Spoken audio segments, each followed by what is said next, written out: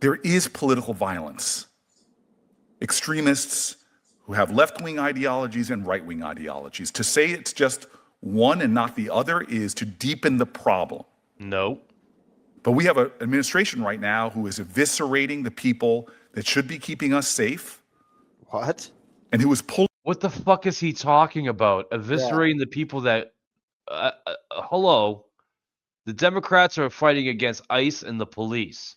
Again, like I said before, if you want to know what Democrats are doing, just listen to what they say about Republicans. Yeah, total gaslighting, man. It's like total really gaslighting. Really fucked up.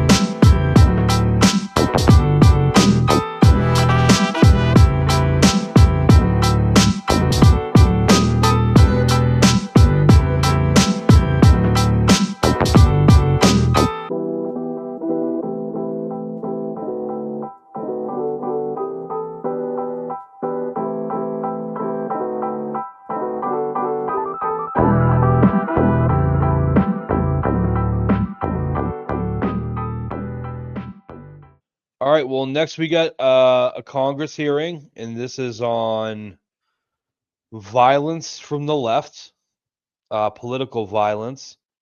There's 5 people on this panel.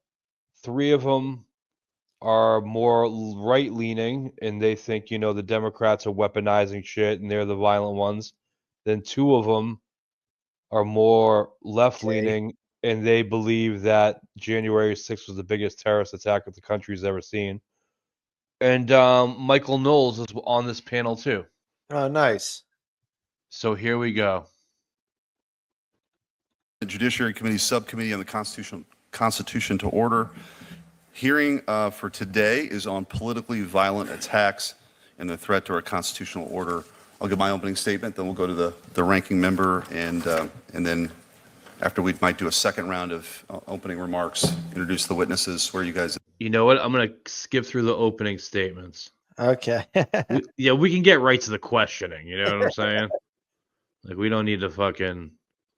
Give me a second here.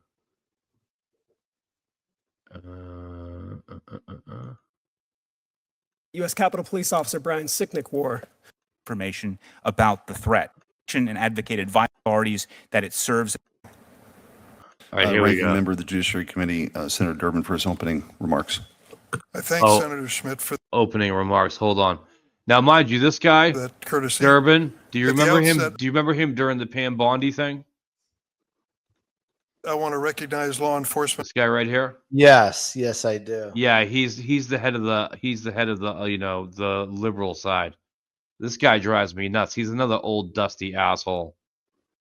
But here, let me just fast forward through his opening remarks, where he talks about the political violence is coming from the right, and January 6th was the biggest fucking terrorist threat our country's ever seen. Meanwhile, he doesn't like that Trump's going into Chicago, where he's the governor of that state, and he thinks everything's fine in Chicago. Amnesia. To the officers and families here today and watching at home, we will never forget January 6th. Our duty is to protect the truth, to defend the rule of law, and to be an American that rejects violence in every form. Thank you, Mr. Chairman. Thank you, Senator. I want to point out that the CSIS study that's been mentioned here and repeated ad nauseum excluded violence at protests from their study, allowing them to systematically ignore Antifa and Black Lives Matter riots. But they did make an exception for Charlottesville, interestingly.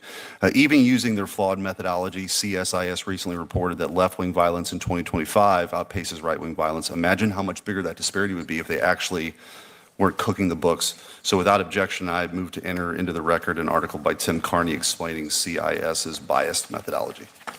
Without objection, will be entered into the record.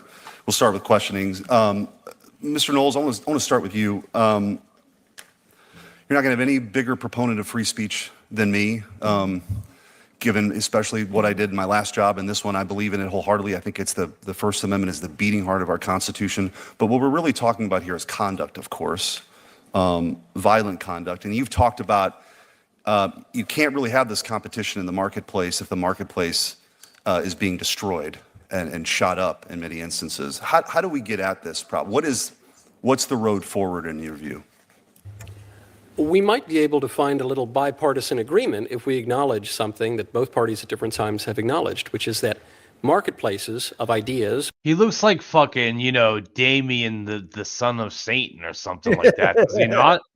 That's the thing, he does, yeah. I like Michael Knowles, but it's just there's something about him that I just don't trust. His It's weird because he does have he's I can tell even right now he enjoys what he's doing and oh yeah, he's thrilled to be there. He's thrilled. Yeah. But it's just like I said, I like him. He's good. He has good interviews, but just his voice and his presentation, it just seems like he seems like a corrupt businessman or something, Or any other kind of marketplace only function when there are rules and when we abide by those rules. You can't have a marketplace if bandits keep shooting up the marketplace. And this is why it's so important to identify where the threats to the marketplace have really been coming from. Have we seen left-wing speakers shouted down on campuses? Have we seen left-wing events interrupted by terrorists? Rarely so, if ever. I can't think of an occasion. I am amused that Senator Durbin began by warning against pointing to one side or the other, making this a partisan issue, before beginning one of the most partisan invectives that I have ever heard. But I'm not even opposed to a partisan invective here, because I think it is very important that we identify where the threats are. I think any honest Democrat even would have to acknowledge, as the Atlantic Magazine did, as even CSIS has acknowledged, that the threats today to the free marketplace of ideas come from the left. And so, in order to restore the open marketplace of ideas, the healthy exchange of ideas, essential to our self-government, we must regulate where the problem is. And today, the problem lies on the left. Thank you. And Mr. Wolf, I want to ask you, and thank you for your service. A common refrain is that Antifa is an ideology, not an organization. Could you talk about, in your experience, how that is complete and utter nonsense, that this is actually a pretty well-coordinated organization with safe houses and money that's... What? That dude right next to him picked his nose. Oh my God. Hold on. We're going to have to see that. A common refrain is that Antifa is an ideology, not an organization. Could you talk about, in your experience, how that is complete and utter nonsense, that this is actually a pretty well-coordinated organization with safe houses? Dude, Dude. he didn't really try and hide that. Yeah, he just did that in the House of Representatives, Here's bro. the thing. It's if you're trying to be quick, you use your thumb and do a quick, something like that. Like a quick, not even really picking your nose, but just get, go a little fucking whatever. He fully used his index finger. And kind of just flipped it down. Went for it. Yeah. Wow. Yeah. That is pretty On gross. TV. Yeah. I mean, he probably doesn't realize he's in the camera view. Yeah, And money that's laundered. Because look, his seat actually is like this. Look at. Yeah. So yeah. He was just leaned over just to pick his He's nose. I'm That's cropped hilarious. out. I'm pretty sure. I'm cropped Yeah. out. He looks at the camera and now he goes, "Oh no, I'm fine. Nobody saw that." Yeah, Internationally, quite frankly, not just domestically. Yeah, well, I think we've seen that across the country. I think the indictment by the Department of Justice in Texas talks about the Antifa cell there in North Texas, about how they do coordinate, how they do pool their resources. I saw it firsthand in Portland, although it was very difficult to prove at the time. Those types of anarchists and others there being well organized, being well funded, being resupplied daily, not that they were doing that themselves, but that they had help. And so as you look across the spectrum here. Is Antifa like other organizations? Does it have a hierarchy and an org chart and everything else? No, it's very different.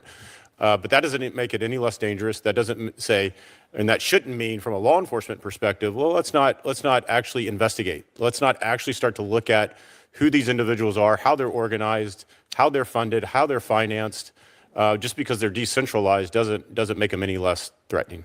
Thank you. Mr. Scheidler, I'm going to go to you and pick up on that point because you alluded to it in your testimony.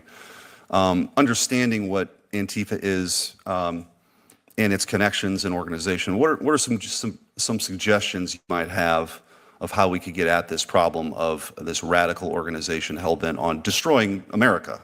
I mean, this is their stated mission. How do we get about that?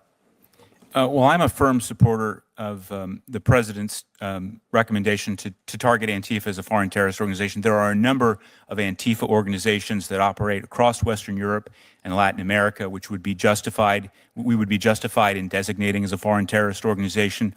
There are also a number of networks which provide material support, including the one that I mentioned in my testimony, and that is a very common method in which Antifa receives support.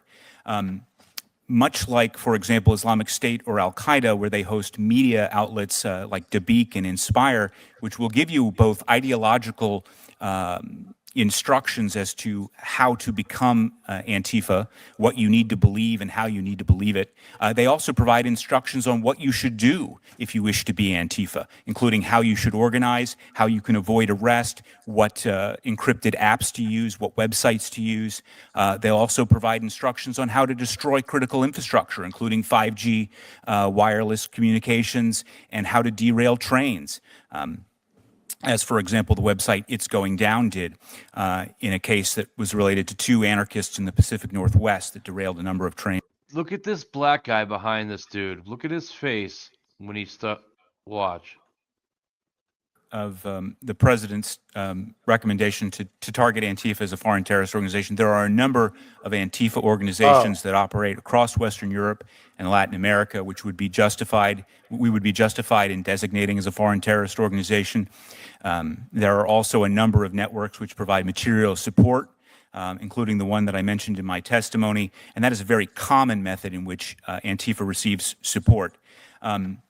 Much like, for example, Islamic State or Al-Qaeda, where they host media outlets like Dabiq and Inspire, which will give you both ideological instructions as to how to become Antifa, what you need to believe and how you need to believe it. They also provide instructions on what you should do if you wish to be Antifa, including how you should organize, how you can avoid arrest, what encrypted apps to use, what websites to use. They'll also provide instructions on how to destroy critical infrastructure, including 5G wireless communications, and how to derail trains. It's almost like he knows all this.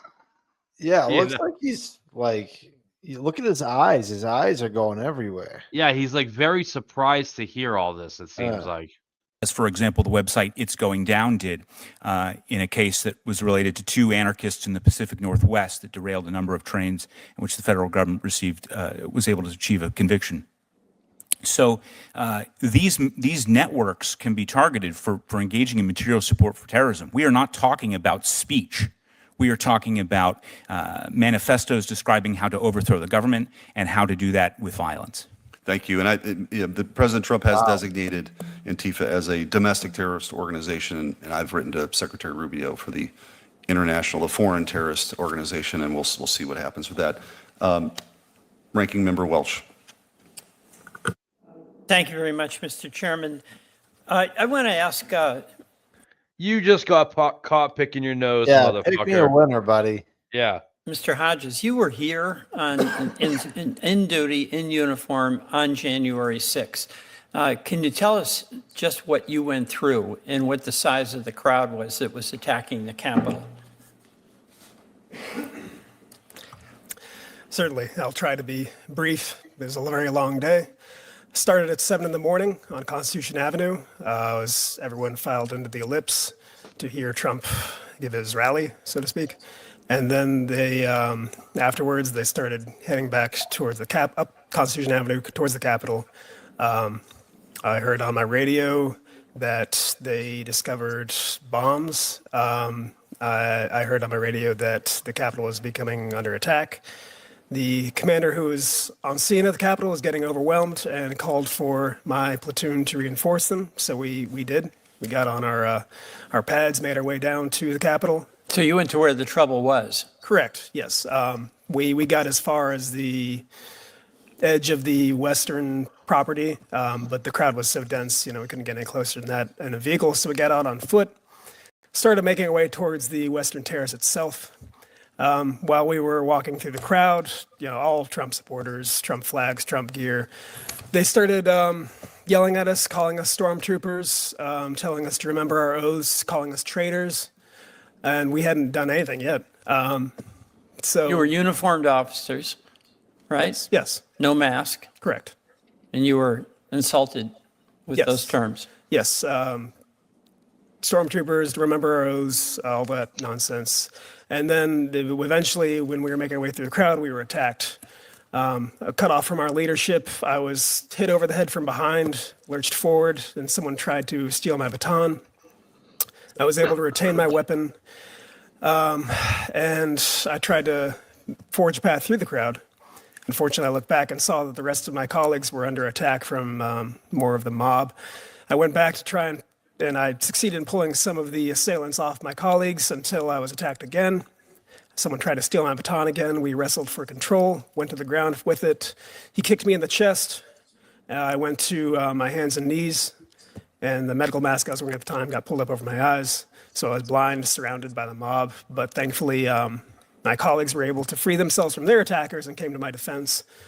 I got up and I forged another path through the crowd. It was chaotic, explosions going off, smoke grenades,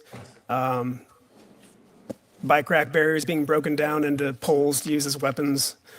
Then eventually we made our way to the West Terrace itself, where a police line was being held. We joined the defense there, where we held the line as long as we could. Unfortunately, we were comically outnumbered, 150, 175 officers to, I think it was like 10,000 insurrectionists. I remember looking out over the crowd, and I couldn't see the end of it. I couldn't see the end of their numbers. And they broke through. About 3 or 4 of them attacked me, pushed me into a waist-high barrier. One of them reached underneath my visor, gripped my face with his hand, and tried to gouge out my eye with his thumb. I was able to shake him off before any permanent damage was done. But we lost the line. We had to fall back to the building itself, and that's what we did. Thank you very much. And I understand that the brother of Officer Seskik is here. I just want to acknowledge him. He's the officer who died, one of your fellow Capitol Police officers. I want to ask a question of the panel. As you know, everybody who was involved and convicted was pardoned. Raise your hand if you believe that those pardons were appropriate. All right, so that includes pardons for folks who were involved in attacking Officer Hodges. Pause it. Notice how they just invoked your friend who died. But notice how they didn't say, how he just didn't mention what he said was the people who attacked Hodges, but didn't use the worst example, the guy who died, right? Why wouldn't he say like the guy who died and use that as an example instead of Hodges, right? And the reason is because no police officers died on January 6th. It's true. None of them did. None of them did. None of them did. So that was like a weird little semantics that they played right there to make it seem worse. It does. Mr. Chairman, I have to say, Are we being invited to speak, or is, pardon me? was that I an don't see invitation to anything. speak, or No. were you? Oh, understood. It was not. But I don't see anything. you hold on. said, and I said, and I and whether it's on the right or the left. We just heard a pretty frightening description of political violence on a sustained basis against this Capitol Police officer. and there's a view that he should be pardoned. I guess I'll just say I disagree with that. I yield back. Senator Cornyn. Thank you for being here. I'm glad at least we can agree on one thing, that political violence is unacceptable, no matter where it comes from. But I want to talk about the leadership and what some leaders have said, which I believe has contributed to that political violence. In 2018, when Nancy Pelosi was asked about policies she disagreed with, instead of saying she would do her job and legislate or try to persuade people to the contrary, she replied, "I just don't even know why there aren't uprisings all over the country, and maybe there will be." About that same time, Kamala Harris was asked about being stuck in an elevator with President Trump, Mike Pence, and Jeff Sessions. And she replied while laughing, "Does one of us have to come out alive?" And then there's this. Sure. Yeah, we got the boards ready. Yep. In March 2020, the majority leader of the United States Senate, Chuck Schumer, said about Supreme Court justices the following: "I want to tell you, Gorsuch, I want to tell you, Kavanaugh, you have released the whirlwind, and you will pay the price. You won't know what hit you." In August 2020, Representative Ayanna Pressley said there needs to be unrest in the street, encouraging rioters. Then Maxine Waters said in 2021 that Democratic rioters should, quote, "get more confrontational," close quote, with police. She said, "If you see anybody from Trump's cabinet in a restaurant, in a department store, at a gas station, you get out and create a crowd and you push back on them and you tell them they're not welcome anymore, anywhere." And then in 2023, Delegate Stacey Plaskett said on MSNBC that President Trump needs to be shot. In 2024, President Biden told Democratic donors that it was time to put Trump, this is the President of the United States, told Democratic donors it was time to put Trump in the bullseye. And recently, Alexandria Ocasio-Cortez posted in an Instagram story that people should resist ICE. And then Jasmine Crockett, a member of the House of Representatives from the state of Texas. Kayla Hamilton was a young woman who was sexually assaulted and strangled to death by an illegal alien, an MS-13 member. I lead a bill named in her honor here in the Senate. Representative Jasmine Crockett called Kayla Hamilton a, quote, "random dead person." We've talked about the person, the would-be assassin that was going to kill Justice Kavanaugh.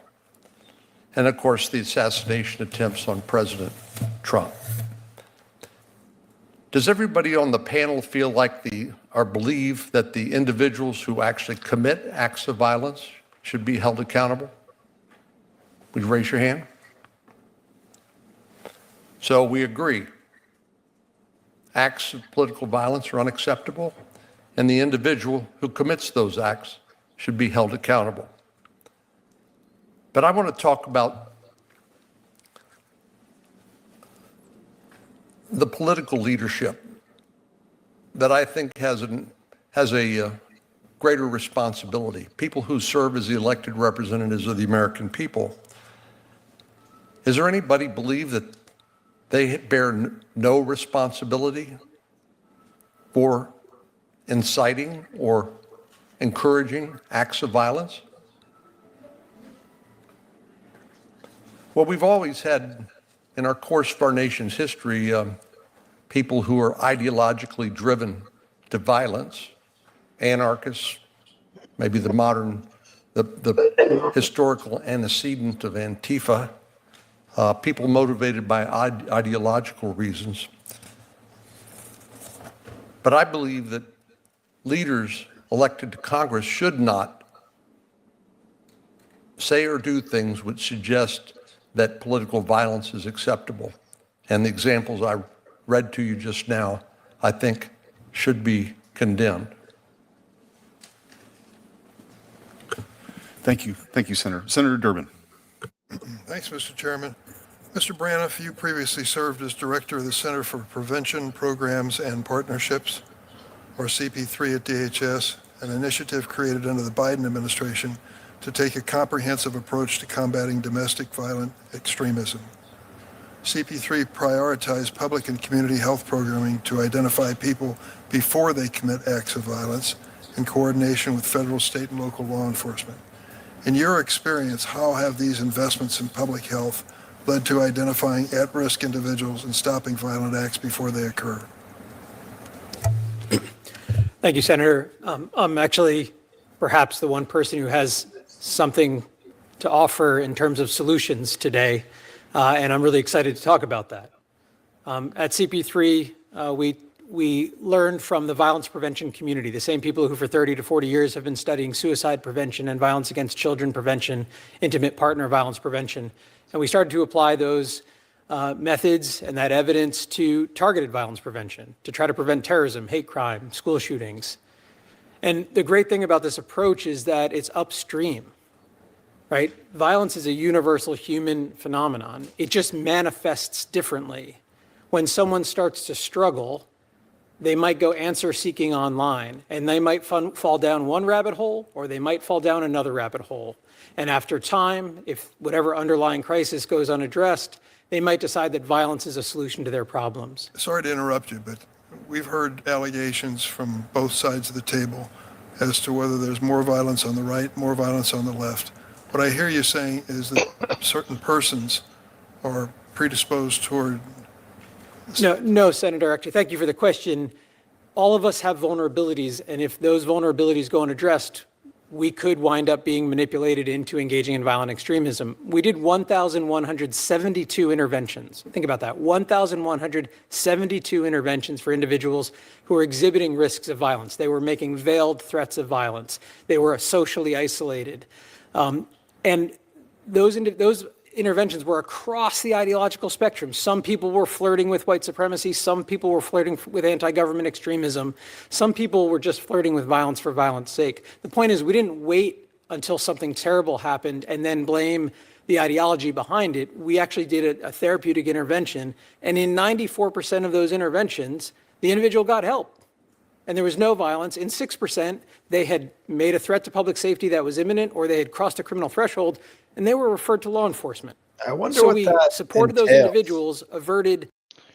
I think this guy's full of shit. I think this is another one of those. No, I do. I think this is another one of those bullshit criminals or victims, and we need to, figure out where the problem lies. But we can't do it while they're sitting in prison.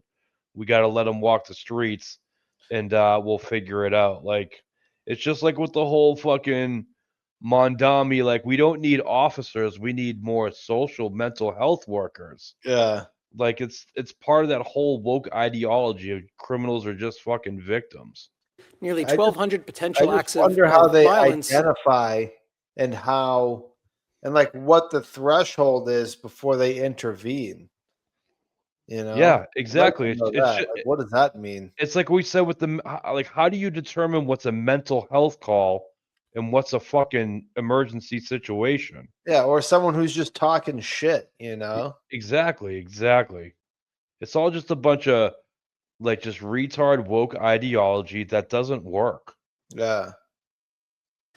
And never sacrifice public safety. We have a solution that's cost effective, that does not violate civil rights, civil liberties, and protects our Constitution. And I would encourage us to look at that as a potential solution. As you know, the Trump administration significantly cut the staff at CP3, which you worked with, which led to your resignation. Is that true? Senator, there is no more office at all. The entire thing was dismantled on the final two people left on September 11th and 12th. So the prevention effort If Trump cut it, then it was a sham. you're describing to us is now no longer funded. That is correct. Are you concerned about the potential rise in attacks that we may see without similar level of inquiries taking place under this administration? Senator, I've given my life to protecting the American people. I'm incredibly worried about the rise of targeted violence and terrorism across the ideological spectrum at the same time that we've dismantled the very apparatus that can prevent it. And we've seen 150% increase in fatalities from terrorism last year to this year. We've seen about a 70% increase in terrorist incidents from last year to this year. Yeah, and it's all on one side. Yeah, it really is. We've seen an increase of violence across the board. And I would encourage us to think about investing in prevention going forward because I know that it works. An ounce of prevention, as they say. Yes, Senator. And this I can't stand this guy, this governor of Illinois. Yeah. He's calling Trump an authoritarian because he's bringing the fucking National Guard in Chicago. He thinks there's nothing wrong with Chicago. Yeah. Well, I think that's an important lesson for us to take. The Republican members of this committee believe they're right. The Democrats believe they're right. The American people want to see less violence. I hope we all want to see less violence. This is one agency with an agenda directed toward reaching that goal. And unfortunately, it's virtually been shut down. If we're sincere about this on a bipartisan basis, let's do something to revive that effort. I yield. Thank you. Senator Lee. Thank you very much, Mr. Chairman. Mr. Knowles, I'd like to start with you, if that's okay.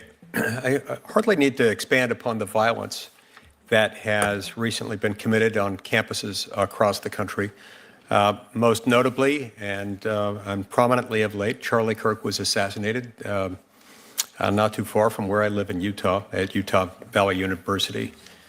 That assassination occurred amidst many of the developments that you've referred to in your opening testimony. And it arose in the context of a public debate he was holding in a public forum, specifically about some political issues. Now, while that conversation, that investigation remain ongoing, there is a lot of circumstantial evidence suggesting a political motivation for this attack. Can you help this body understand the violent tendencies inherent in some of these ideologies that are prompting a lot of this violence? I certainly can. Thank you, Senator. Charlie was probably the most prominent proponent of civil and gracious dialogue in the entire country, and they killed him for it. Because there is, in a certain type of left-wing ideology, the belief that ideas don't really matter and that we're really just warring groups that must clobber each other over the head, which is why you're seeing the increased violence there. I think you saw this not only in the horrific assassination of Charlie, but in the reactions that came afterward.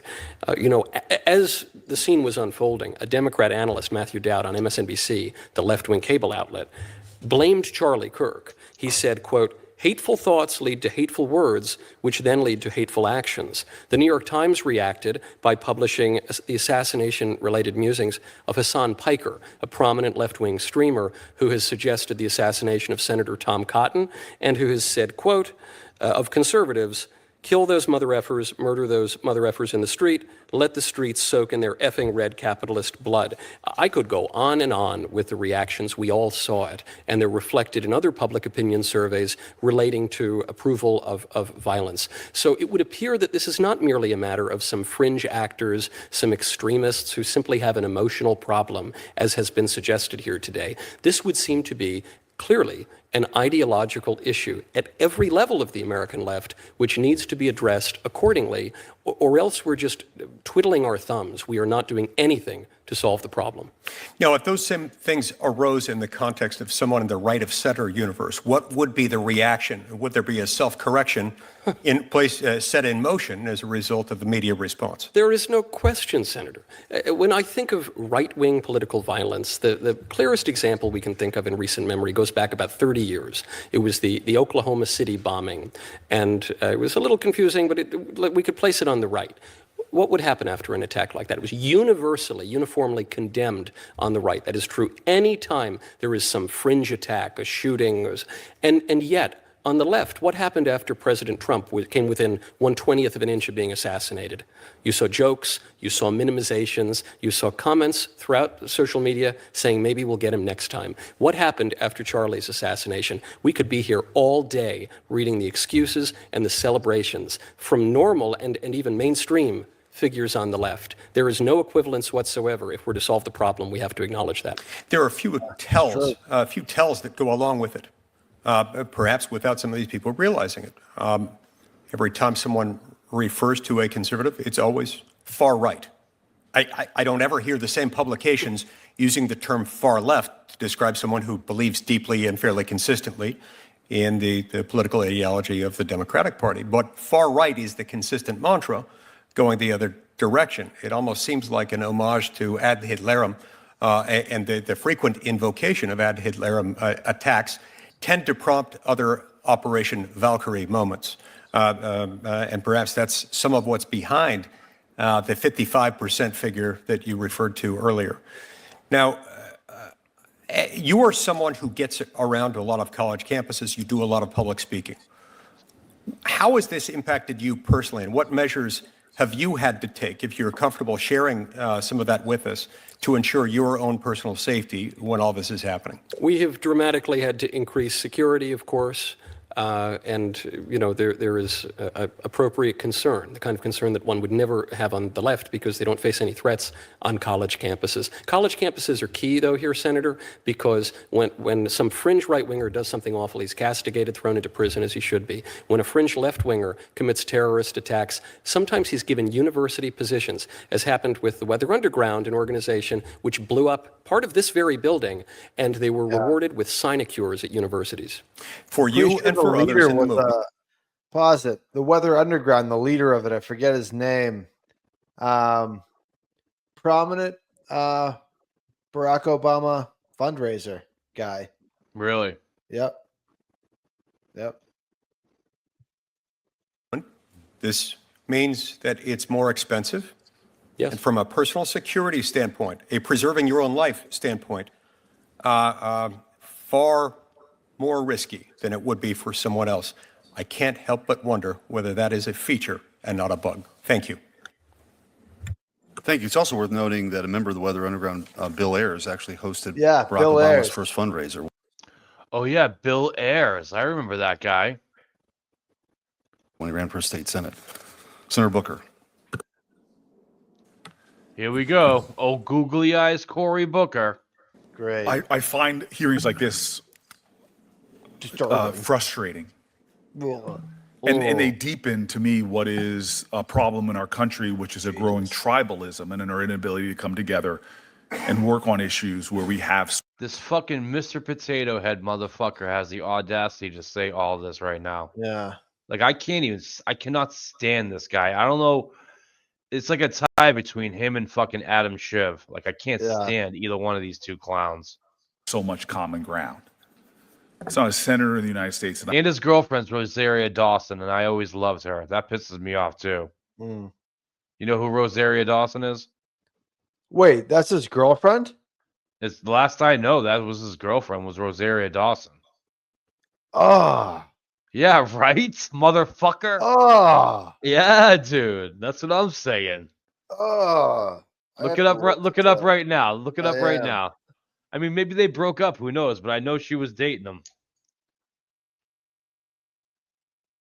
Oh. Yeah, when it was heartbreaking when I heard that.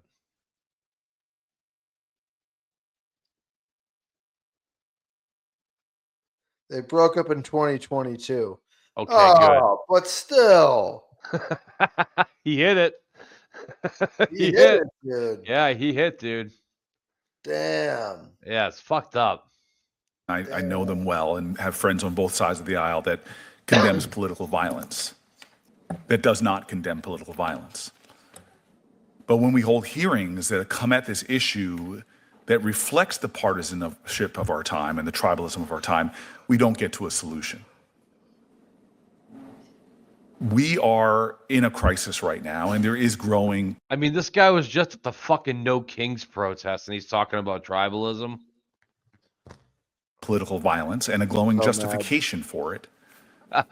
About the Rosaria Dawson? I am, yeah. Yeah, dude. Look at pictures of her. Yeah. Oh, How man, heartbreaking. she's so hot. Yeah, she's so hot, dude. I know. It's so Well, like heartbreaking. some of her pictures, she's got a septum piercing. So I'm like, okay, there it is. Yeah, okay. She's crazy, but she is very hot. She is. She's fucking, man. Yeah, I loved her in Grindhouse. Yeah, Men in Black. Yeah, Grindhouse, I thought she was the hottest. Yeah, Was it's she in unfortunate. Grindhouse? She was in Grindhouse? Yeah, she was in the not Planet Terror, but the other one. Oh, yeah. She was. You're right. Yep. Death I find Proof. it stunning that the way we talk about it seems more Oh, I don't see anything. Hold on. to the root of what is an American problem. And This is not an American problem. It's the fucking left's problem, you motherfucker. Yeah. and it frustrates me when that is so transparent and clear, especially when we don't talk about people on our own side of the aisle. Chuck Schumer was very wrong in what he said, and my colleague held up the quote. I've actually seen that quote. I've lost count of how many times my colleagues have raised that quote. But you know what they never say? Is that he came out and apologized for it. That Chuck Schumer, using self-interrogation, said, I was wrong. I've never seen the President of the United States who has spoken about punching people in the face, Yeah, who has said a lot of violent Joe Biden rhetoric, has did. never Yeah, he said you wanted to like take him outside or something, Yeah, right? take him behind the gym.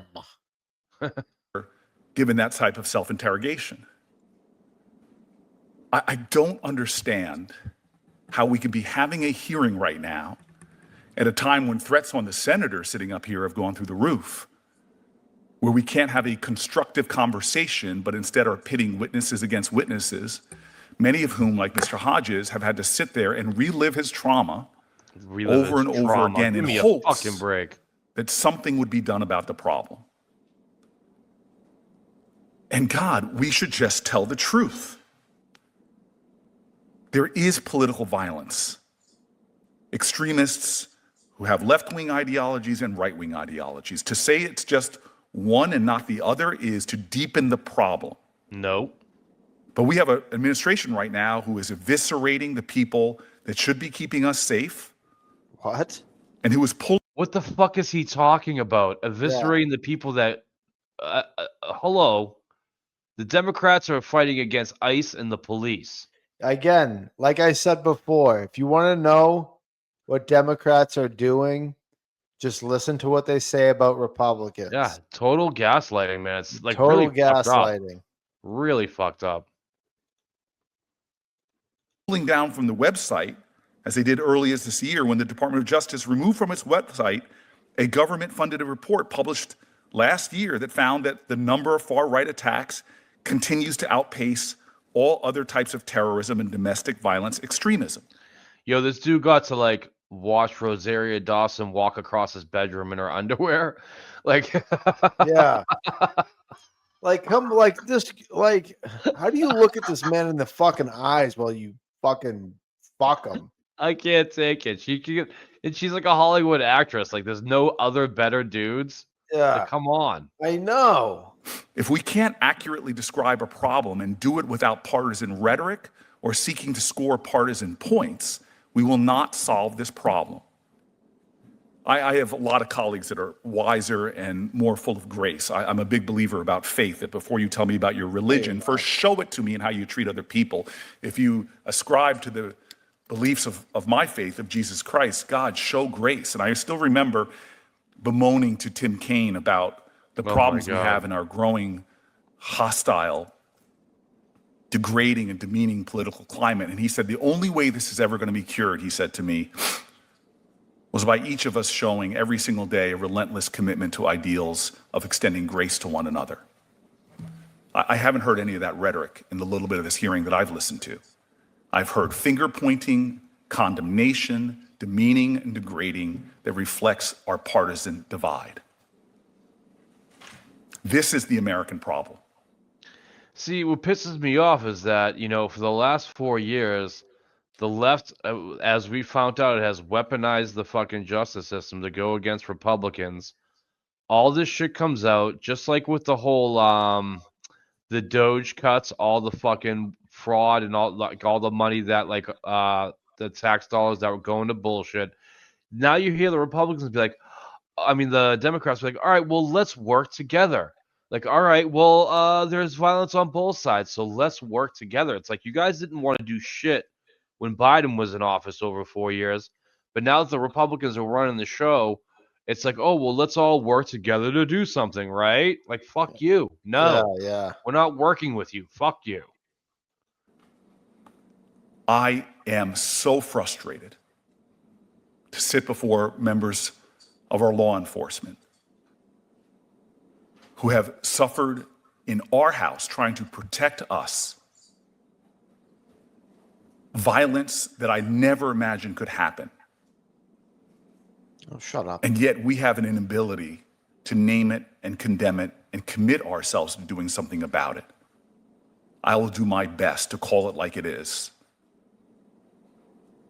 To hear quotes What a that I've fucking even said joke this guy that is. need to be tamped down. Because the only thing that's going to save our country now is not more political posturing and partisan doing finger right now. pointing. Exactly what he's doing right now. Yeah. The only thing that's going to get us out of this condition is for courageous leaders in both parties to start standing up and extending grace and self-introspection. It's a lot easier when I call out Chuck Schumer's comments to make a difference. It's Why like, don't hey, you do start you? right now, bud? It's like, hey, do you got any fucking questions, you asshole? Yeah. Are you gonna ask anybody a question? Yeah, he's just gonna stand on his soapbox and say a bunch of bullshit. Yeah. You know, like as And far God, as right political violence, I mean, put January 6th aside. That was, I mean, that was condemned on both sides. Mm-hmm. Republicans said it was bad. Everybody said, what's another one? There isn't. You really got to think hard. And maybe I'm biased. I'll concede that I'm biased. But we got the Summer of Love, 2 political assassinations of President Trump, Charlie Kirk. They murdered a guy in the street because he was a Trump supporter. Yeah, Christian school shootings. Yeah, all the tranny school shootings. I mean, how many was that? Yeah. Yeah, how many of those have happened? And just when you watch the videos of the protesters being questioned, when they don't like being questioned, what do? Yeah. They're the first to resort to violence. The migrant riots. Yeah. I Like, said it's it before, and I'll say it again. The Democrats are the party of anarchy and lawlessness. Yeah. I wish I'd see more of my colleagues being willing to call And this fucking potato with the fucking googly eye stickers fucking stuck to it is trying to tell us that fucking it's on both sides. Like, it's out bullshit. the President of the United States for his outrageous comments as well. Thank you. Senator Blackburn. Yo, no wonder why she left you, motherfucker. Yeah, I know. Thank you, Mr. Chairman. Thank you to each of you for being here today, and to our law enforcement that is here. We thank you for your service. Mr. Knowles, I do want to come to you, and it is wonderful to have you here with us today, and we appreciate that you're a Nashville resident, have been there for several years now, and I want to return to the topic of the assassination of Charlie Kirk. And one of the things that was quite disturbing to me was quotes that came from activist professors. And we had in Tennessee 3 professors that made just horrendous statements. 2 have been terminated. 1 is going through a termination hearing at this point. An assistant dean at MTSU posted on Facebook, "Looks like old Charlie spoke his fate into existence. Hate begets hate. Zero sympathy." There was an assistant professor at the University of Tennessee, and their post referenced Charlie Kirk, and it was, "The world is better off without him in it, even those who are claiming to be sad for his wife and kids. His kids are better off living in a world without a disgusting psychopath like him and his wife." And then an English professor at Cumberland University posted on Facebook, crying about a Nazi getting shot while staying silent about the school shooting in Colorado today is peak Republican. Now, I believe that people that praise violence should not be anywhere near our children. I do not know of a parent that wants their child to be receiving instruction from an individual who glorifies and applauds brutal murder and the murder of a husband, a father, the murder of someone who believes, like me, that our nation has been kept free because we believe in robust, respectful, bipartisan debate. And I would like for you to talk for just a minute about what is happening in higher education and the role that seems to be playing in some of this violence and violent rhetoric. I think you make a marvelous point, Senator. You cannot possibly expect a parent to send their children to a school where the professors might endeavor to kill half the students. It would be like, going to a restaurant with the assumption that the waiters want to poison half the customers or something like that. You can't go to a hospital where the nurses want to kill half the patients. It's just, you cannot operate a society that way. That is obviously beyond the pale. And if you are to permit that kind of speech into the marketplace of ideas, it doesn't have the effect of expanding the marketplace of ideas. It actually shrinks the marketplace of ideas. This is why the First Amendment obviously prohibits things like direct threats or obscenity or fighting words, because these are forms of speech that actually undermine rational discourse. I think Senator Booker made a good point just a moment ago when he said we have to self-examine, we have to be introspective. And, I can't help but think of a line today. Jay Jones has the vision, commitment, and integrity to keep families safe and make sure every Virginian gets a fair shake in the justice system. I'll be working every day to ensure Jay wins this race. That's the endorsement of Senator Booker for a man who would seek to be the Attorney General of Virginia. This is a man who, if people have not been reading the news, has called for a Republican to be murdered, for his children to be murdered, for the children to die in their mother's arms in order to persuade the Republican to change his policy views, and a man who says that he would urinate on the graves of multiple Republicans. Senator Booker, in this spirit of introspection, is standing by this endorsement. So I suppose I would invite, perhaps I should have looked, because Senator Booker has left the room, and I think I can guess why. Of course he did, that fucking faggot. Yeah, I know. Dude, I'm sorry, but like that guy triggers the shit out of me. Yeah. And of course, he left the room because he probably knew Michael Knowles was gonna fucking say something like that.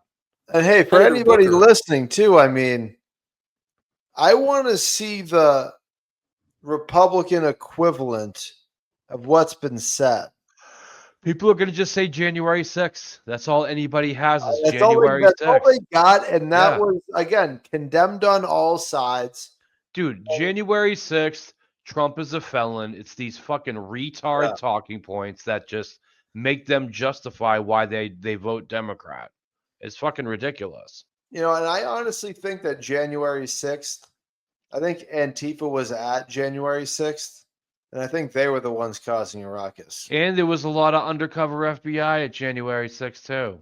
So Yeah. it's like, dude, wait until fucking this Biden auto pen thing, everything gets null and void, and they bring the January 6th committee to Congress for questioning. Because Yeah. remember, Biden pardoned the entire January 6th committee. Why? Why would he pardon them? Yeah. I think, should practice what he preaches, because this is the kind of moment. You cannot have a professor who wants to teach students and is going to desire to kill half of them. You certainly cannot have law enforcement officers who would engage in this kind of violent rhetoric against half of their constituents. So long as anyone stands by an endorsement such as that, their words are meaningless. They are shedding crocodile tears on the topic of political violence. I find it just so astounding that we have professors that continue to be in classrooms and hold such views as I put on the posters behind me, and that parents are then having to address those issues with their kids. Thank you, Mr. Chairman. Thank you. Senator Padilla. Thank you, Mr. Chairman. I just want to join all of my colleagues in the stance that political violence is never acceptable. It should be denounced at every turn, regardless of where it comes from. We've seen what happens when Fucking vagueness, they say. Like, it doesn't matter which side, it's all unacceptable, but it's only coming from one side. Yeah. violence becomes a political tool. It's not protests. It becomes an attack on our very democracy itself, and it strikes at the principle that political change in this country should happen through healthy, rigorous debate and at the ballot box, not through fear or intimidation. And while political violence is rare, its impact is profound. Now, I want to ask a question specifically in the context of threats and intimidation that becomes aimed at public officials. And those are more than just personal attacks. They're attempts to make people too afraid to serve. We've seen that danger spread not just from members of Congress and state officials, local elected officials, but to judges and election workers now too. Now, protecting those who uphold our democratic system should not be controversial. Mr. Braniff, what does current research show about the surge in threats to members of Congress since 2017, and how can Congress strengthen threat assessment capacity without chilling legitimate speech? Thank you, Senator. Individuals who wind up fixating on elected officials or the integrity of our election system are clearly espousing anti-democratic sentiment, right? And often those are observable, right? These individuals leak their intent or express things that others can pick up on. So in other contexts, 80% of school shooters leak their intent. About 50% of mass casualty attackers leak their intent. Right, so there's often these indications that someone is starting to self-medicate on the idea of violence, and that's an opportunity to do an intervention. And unfortunately, the U.S. Secret Service is, of course, an exceptional organization when it comes to behavioral threat assessment and management. There are other entities in the U.S. government that still train behavioral threat assessment and management. This is becoming a normal practice across the country. Some states have mandates for behavioral threat assessment and management, but we really need to invest in nationalizing these programs. I don't mean in having one national program. I mean having them scale nationally, ensuring that those individuals are trained, that those programs are resourced so they can operate with fidelity. But there's a really important opportunity to do non-punitive interventions for individuals before they get to the point of criminality, but have a handoff mechanism there in case they have crossed that criminal threshold, so that we can maintain, ensure our democracy remains intact, and these individuals receive accountability if that's what the situation calls for. Thank you. And just as a follow-up, two follow-ups, if you don't mind. One, we've seen doxing of federal judges and attacks on elected officials. Which protective measures have proven most effective at deterring or preventing these types of threats? Senator, I don't know that I have a great answer on the prevention of doxing. We live in a very online world. There's a lot of information available for all of us. We can all do the best we can to protect our personal information. I think that at the end of the day, a lot of what we've been talking about is important, and that are norms. What are the norms that we allow for that we think are acceptable in our nation, in our community, in our household, among our friends? Norms actually really do matter. Norms and culture shape behaviors. And we right now are really struggling with the power that the online world gives us without a lot of norms that work against our worst impulses. Thank you. And one question for Mr. Hodges, and again, appreciate your service and all you've been through and your willingness to be here today. Based on your experience, Mr. Hodges, what operational or resource gaps must be addressed to safeguard democratic processes and better protect public servants? A gun? That's an excellent question. I'm just a regular old patrol officer. I'm not in the meetings of management. I don't have the bird's eye view. I wonder what this is right here. Like he brought a prop. Or like a little, it looks like a bike helmet or something. Maybe that was the helmet he was wearing. Okay, yeah, maybe that was Maybe, I the don't helmet. know. Yeah, that's a good point. It's like, But it's look like- at all the scratches. Yeah, it's like, but like, it's like he clearly brought that for sympathy. Yeah. Like, look at what I had to go through. Yeah. All we had to do is look at your fucking nose. And then we got all you get. Yeah, all the sympathy you I fucking- don't. I'm not trying to disrespect a police officer, but he doesn't come off like he was a good cop to begin with. I'm sorry. I don't mean. I'm very pro police, but for again, this guy doesn't come off like he was a strong police officer to begin with. Yeah. I don't know what resources we can dedicate to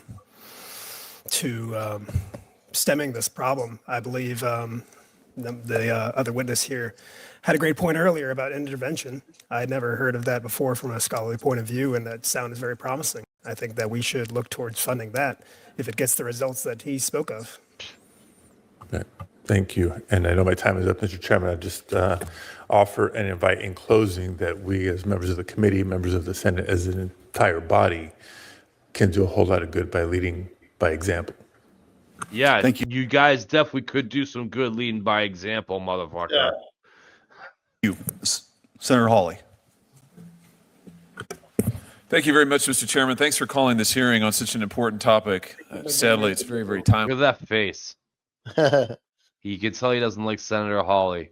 Mr. Braniff, can I just start with you? Actually, just want to follow up on something you were just saying to Senator Padilla. So I wasn't quite clear from your answer to him. You're anti-doxing or pro-doxing? Anti-doxing, Senator. So, and you were talking about norms, that we're struggling with norms now around the internet and what is public and what not. Did I hear that correctly? Yes, Senator. So what would you say about elected officials who are actively doxing federal law enforcement agents? Senator, I'd say that's problematic behavior. Yeah, I'm glad to hear you say that. Well, let's just be a little more specific. The doxing of ICE agents, the doxing of Border Patrol agents that elected members of Congress have engaged in. Do you think that's a norm that ought to be encouraged? No, Senator. Would you condemn it here today? I condemn anti-democratic behavior that puts individuals at risk when there are alternatives. Well, I'm sorry, what does that mean? Does that mean no, not really, or what? You're saying it's wrong to dox these people or not? Yes, Senator, I'm saying it's wrong to dox individuals instead of using normal order, policy debates, civil discourse, voting to address differences in a democracy. Good. Okay, good. Well, I'm glad to hear to say that. I think that's important. And I think that your point about norms is well taken.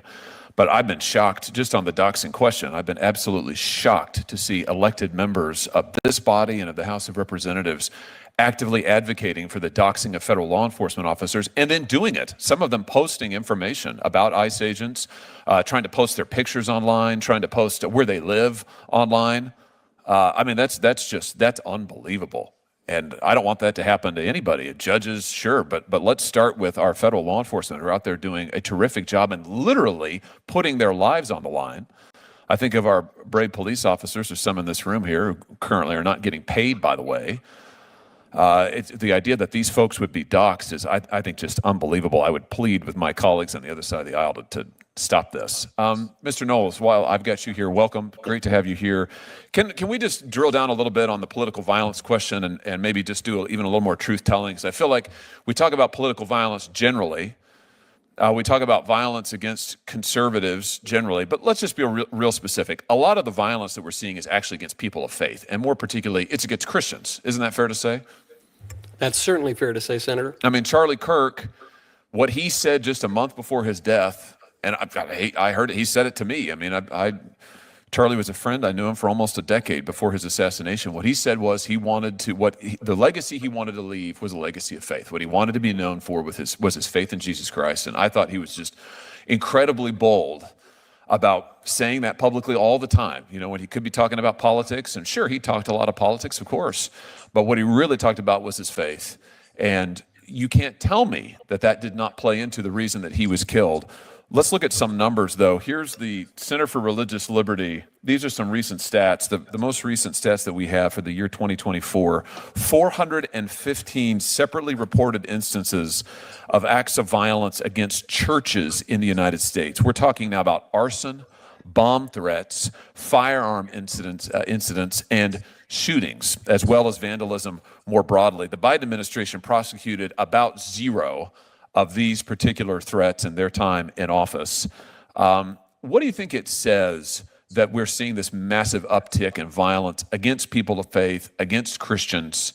I mean, what's the reason for this, do you think? Cardinal Manning wisely observed that all human conflict ultimately is theological. A lot of our big policy debates in recent years have really been anthropological and religious in nature. What is a man? What is a woman? These kinds of questions. And there is no doubt, Senator, that the attacks, widespread and increasing, on churches has been underreported and ignored in some cases entirely.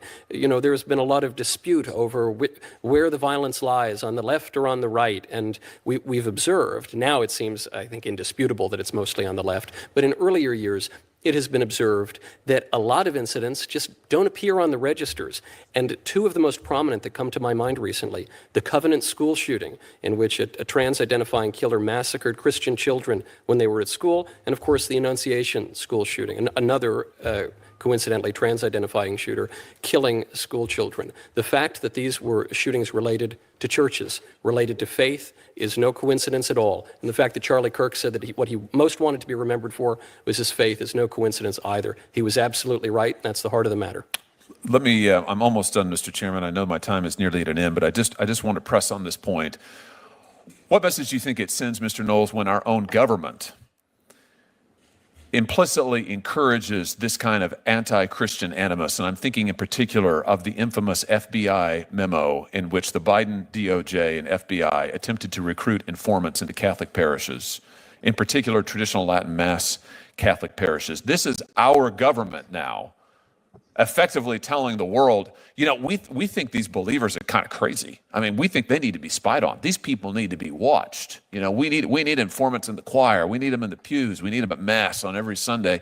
What kind of a message do you think that sends when our own government is attempting to spy on people of faith and put spies into pews in churches? 4 words, Senator. The message is, don't go to church. And coincidentally, I'm here today to testify about this event at the University of Pittsburgh when Antifa threw an explosive during one of my events. The FBI reached out to me afterward. They asked if I would speak, and I said no, because the story had just come out that the FBI had been infiltrating Catholic parishes under the Biden administration. We know that the DOJ had been prosecuting nuns, had been going after pro-lifers, had been going after Christians broadly, and I couldn't take that risk. A damning fact about how our government has operated and the position of Christians in the United States. I just want to leave everybody in the room and watching this with one more picture of Mark Houck. Speaking of pro-lifers, Mark Houck is a devout Christian, believes in the right to life of every American. Here he is with his beautiful family. Our own government sent an FBI SWAT team to this man's door at 5 a.m. to arrest him with guns drawn in front of his children. He was later acquitted, I might add. They charged him with ridiculous crimes that would amounted to essentially praying in front of an abortion clinic. I think it's time for our government to do some soul searching. You talk about soul searching that needs to go on. How about the fact that our own... What's that? I said it's ridiculous. I remember this story. Yeah, I do too. Dude was praying in front of an abortion clinic. Yeah, and they fucking raided his house in the middle of the night with guns and shit. Well, it was 5 a.m. That's rough. That's fucking crazy. Yeah. Government in the last 4 years used the FBI against pro-lifers, used the FBI against Christian parents, attempted to recruit spies into Catholic churches. When our government is doing this, is it any surprise that we see deranged lunatics out there shooting people like Charlie Kirk? Thank you, Mr. Chairman. Senator Cruz. It's true. Couldn't have said it better myself. Yeah, he fucking was on point right there. Yeah, I mean, here's the thing is Democrats are afraid of Republicans because Republicans have values that they'll stand up for. We stand on principle. We are in control of ourselves. You know, liberals aren't. They're fucking psychos. They're total They have no psychopaths. values. Yeah, I agree. You know? They just want to destroy. Yep, anarchy. The witnesses, Mr. Knowles, welcome to the swamp. I will say I'm very confused being in a room with you and there are no cigars and no scotch. I cannot recall the last time that transpired. I appreciate the testimony of everyone here. The topic we're considering is, I think, of exceptional importance. There is an epidemic of politically motivated violence. And the politically motivated violence in this country is overwhelmingly emanating from the left. We saw that during the Black Lives Matter and Antifa riots across the country as cities across America burned. We saw that during the anti-Semitic protests on college campuses, as Jewish students in particular were threatened and feared for their lives. We saw that with the pro-open border riots in Los Angeles and other cities. And we saw that tragically with the murder of Charlie Kirk, someone who was a good friend to many of us and an extraordinary leader. Mr. Knowles, you too were targeted on a college campus. What does it say about the state of our universities that holding a debate on a public campus now requires police barricades, bomb squads, and body armor? My question is, what are the universities for? Aren't the universities for educating students? Aren't the universities for pursuing truth? If the universities are not advancing those goals, as manifestly they are not, then I think we need to strongly consider defunding those universities. I think we need to strongly consider not sending our children to those universities because they have been perverted against their very purpose. And this is so apparent in much of the left-wing discourse. To me, it seems, hearing even mainstream Democrats on this, that for them, their violence is speech and our speech is violence. There was no more gracious or generous or charitable debater on college campuses than Charlie Kirk. He always endeavored to hear out the other side, to steelman their arguments, to give them the benefit of the doubt, and he was killed for it. He was killed for ideological reasons, and that has to be an inflection point. And as far as I'm concerned, if the universities and the political order cannot shore up a healthy marketplace for debate, they're useless. Look, I think you are absolutely right. I think our universities are failing profoundly in that regard. At Columbia University during the anti-Semitic protests, the Orthodox rabbi on campus sent an email to the Jewish students on campus and said, "Do not come to campus because the university cannot and will not protect you."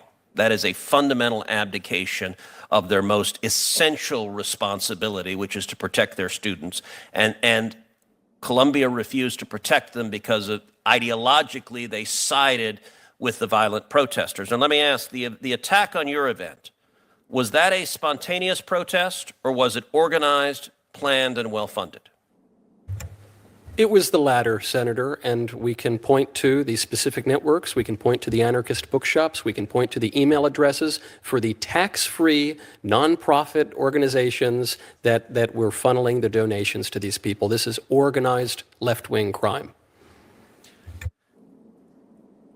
I'm not the only person who noticed in the anti-Semitic protests that the tents all matched. There is real money. There is real money, and it is many of the same networks, unfortunately, whether they are open border radicals. I mean, we saw at the No Kings protest on our last episode that they had stacks of signs. Yeah, people were holding signs that they didn't even know what the fuck it said.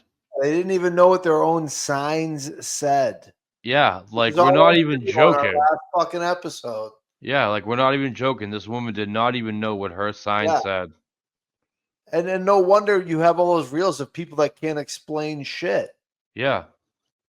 Because they don't even know what they're there for. Yeah, it's they all. Don't know what they're holding. Yeah, it's all heavily funded. And they're all being paid.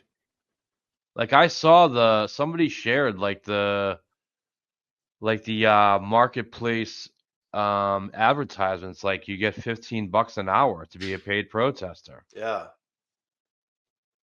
whether they are anti-capitalist communists, whether they are jihadists, the funding is steady and significant.